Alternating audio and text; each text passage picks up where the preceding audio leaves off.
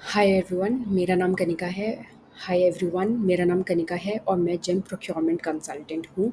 तो काफ़ी बिड्स में आपने देखा होगा कि बायर एक ब्लैंक एक्सेल शीट डाल देता है जिसमें आपको अपने फाइनेंशियल्स भरने होते हैं।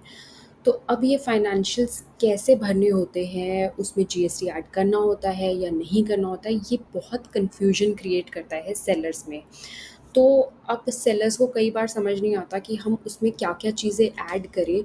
अगर हम उसमें जीएसटी ऐड करेंगे तो क्या हमारा अमाउंट बाकी लोगों से बढ़ जाएगा, या अगर हम जीएसटी ऐड नहीं करेंगे तो क्या बायर हमें रिजेक्ट कर देगा। तो फाइनेंशियल डॉक्यूमेंट्स सुनना तो बहुत कॉम्प्लेक्स काम है और ऐसा लगता है कि कोई टेक्निकल काम करने जा रहे हैं हम, बट ऐसा नहीं है। उसको अगर आप लॉजिकली समझेंगे तो आप आराम से किसी भी बिट का फाइनेंशियल डॉक्यूमेंट बना सकते हैं। तो इस वीडियो में मैं आपको वही दिखाऊंगी कि कैसे हम किसी भी टेंडर का फाइनेंशियल डॉक बना सकते हैं स्टेप बाय स्टेप। तो उसके लिए हम एक बिट चूज़ करेंगे जेम से एंड उसका हम फाइनेंशियल डॉक बना के देखेंगे एक्सेल पे। इस वीडियो के बाद आई एम वेरी श्योर कि आप अपने कोई भी बिड का फाइनेंशियल डॉक बना पाएंगे। तो आइए देखते हैं कि फाइनेंशियल डॉक कैसे बनता है।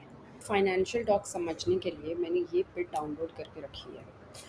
तो इस बिड का अब हम फाइनेंशियल डॉक बना के देखेंगे। सो बेसिकली आपको जब लॉजिक समझ आ जाएगा तो आप कोई भी बिड का आप फाइनेंशियल डॉक बना पाएंगे। तो अब इस बिड का फाइनेंशियल डॉक बनाने के लिए पहले आप इसे नीचे स्क्रॉल करेंगे एंड आप सीधा स्क्रॉल करके इस पार्ट पे आ जाएंगे जहाँ पे आपको दिखता है कि क्वालिफ़िकेशंस क्या है मैन पावर की। उसके नीचे आप जाएंगे तो आप यहाँ पे कंसाइनी और रिपोर्टिंग ऑफिसर एंड क्वांटिटी देखेंगे। वहाँ पे जितने भी फाइनेंशियल्स दे रखे हैं वो आपको, जो भी आपका फाइनेंशियल डॉक बनना है वो यहाँ इस पार्ट से बनेगा। तो इस पार्ट में मिनिमम डेली वेज भी दे रखी है उस स्टेट की और वो डिपार्टमेंट कितनी मिनिमम वेज देगा। कोई स्पेशल अलाउंसेस हैं तो वो यहाँ पे लिखा होगा। तो बेसिकली जितने भी फाइनेंसेस हैं डिपार्टमेंट वाइज, ईपीएफ, ईएसआईसी, वो सब यहाँ पे मेंशन होगी। तो मैंने क्या किया है, मैंने एक एक्सेल शीट बना ली है जिस पे ये सारी चीज़ें मैंने आपके लिए यहाँ मेंशन करी हुई है। सबसे इजी तरीका यही है करने का कि आप सारी चीज़ें यहाँ पे मेंशन कर लो, आपको फर्स्ट हैंड सब चीज़ें एक ही जगह पे दिख जाएंगी। सबसे पहले हम मिनिमम डेली वेज निकालेंगे विदाउट सर्विस चार्ज। तो हम उसके लिए मैं यहाँ पे आपको सारी कैलकुलेशन बताती रहूँगी कि कैलकुलेशन कैसे कैसे होगी, और जो भी मैं नंबर्स यहाँ पे लिखूँगी, जो भी कैलकुलेशन का सम निकलेगा वो मैं यहाँ पे लिखती रहूँगी। तो मैं कैलकुलेशन भी आपको बताती रहूँगी कि कैसे करना है। सो पहले हम मिनिमम वेज निकालेंगे विदाउट सर्विस चार्ज। उसके लिए आप क्या करेंगे, इस बिड के हिसाब से आप मिनिमम वेज जो दे रखा है विदाउट जीएसटी, ईडीएलआई, ईएसआई, पीएफ, इन सबको हम ऐड कर लेंगे। ऐड करके जो नंबर आएगा दैट इज़ A65.06। ये आपका मिनिमम डेली वेज है विदाउट सर्विस चार्ज पर पर्सन पर डे का। अब अगर इसमें अलाउंसेस भी होते, जैसे ऑप्शनल 1 अलाउंस 2 3 4 भी होते, तो वो सारे भी इसी में ऐड हो जाते। अब नेक्स्ट है service charge. Service charge in percentage, मैंने इसमें परसेंटेज लगाया 3.85% चार्ज लगाया था मैंने इस बिड के लिए। ऐसा भी हो सकता है कि आपने बिड के लिए आपने कोई और सर्विस चार्ज लगाया हो, जैसे बिड्स में काफ़ी स्पेसिफिक दे रखा होता है कि आप 5% लगा सकते हैं या 7% मिनिमम लगा सकते हैं। तो फिर आप वो वाला सर्विस चार्ज लिखेंगे। ये बिड में स्पेसिफिक मैंने 3.85 ही सर्विस चार्ज लगाया है, तो वहाँ पे ये मैंने वहाँ पे मेंशन कर दिया। अब हम निकालेंगे सर्विस चार्ज इन रुपीज़। तो रुपीज़ में कितना हुआ सर्विस चार्ज, ये कैसे निकलेगा, जो आपका मिनिमम डेली वेज है उसमें आप जो 730 है उसमें इंटू करेंगे 3.85, तो आपका सर्विस चार्ज आ जाएगा।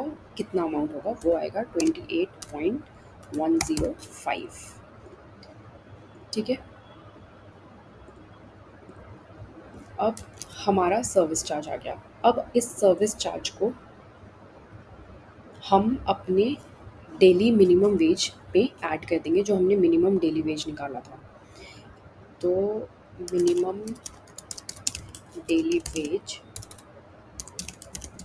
पर पर्सन पर डे का क्या होगा, हम इन दोनों को ऐड कर देंगे 365.06 प्लस 28.105, तो हमारा ऐड होके बना 893.165। ठीक है, अब हम क्या करेंगे, अब आपका ये आ गया मिनिमम डेली वेज पर पर्सन पर डे। अब हमने नंबर ऑफ एम्प्लॉयज़ कितने देने हैं इस बिड में, वो बिड में मेंशन होता है। आप वापस बिड में जाएंगे तो number of resources to be hired है 5, तो हम 5 लिखेंगे यहाँ पे। तो number of manpower is 5। Second is कि हमारा total number of working days कितना है 1 मंथ में। वर्किंग डेज़ है हमारे 26, एंड हमारा टोटल टेन्योर क्या है इस बिड का, वो है 9 मंथ्स। मेक श्योर कि आप टेन्योर मंथ्स में लिख रहे हैं। कभी कभी ऐसा होता है कि बिड में ईयर्स में लिखा होता है, तो उसे मंथ्स में कन्वर्ट करें और फिर अपनी अपनी कैलकुलेशन करें। नाउ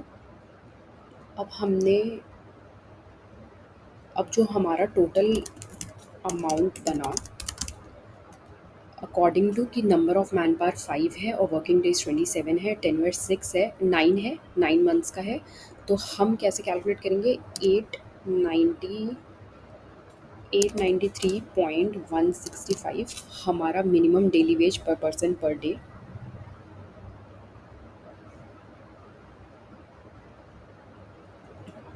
इंटू 26 इंटू 5 इंटू 9, मतलब नंबर ऑफ मंथ्स।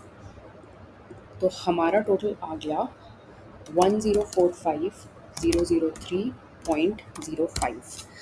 अब मोस्टली लोग क्या करते हैं, इतना फाइनेंशियल निकालने के बाद इसको डाल देते हैं अपनी बिड में, बट ऐसा आपने नहीं करना, क्योंकि आप देखेंगे जो भी बिड में वैल्यू या अमाउंट मांगा हुआ होगा उसमें हमेशा मेंशन होता है कि आपको जीएसटी इंक्लूड करके देना है। अगर आप जीएसटी इंक्लूड नहीं करेंगे तो आपका जो अमाउंट है बायर उसे इंक्लूडिंग जीएसटी ही मानेगा। Best thing to do is कि आप जो भी अपना अमाउंट निकालो उसमें अपना जीएसटी ऐड करो 18%, एंड देन आप अपना टोटल अमाउंट कैलकुलेट करो, then it will come out to be 233,103.599। अब ये जो अमाउंट है ये आपका टोटल बिड अमाउंट है।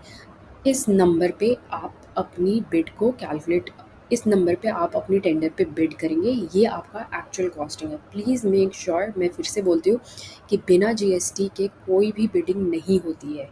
ऑलवेज मेक श्योर कि आप जीएसटी ऐड करें अपनी बिलिंग में।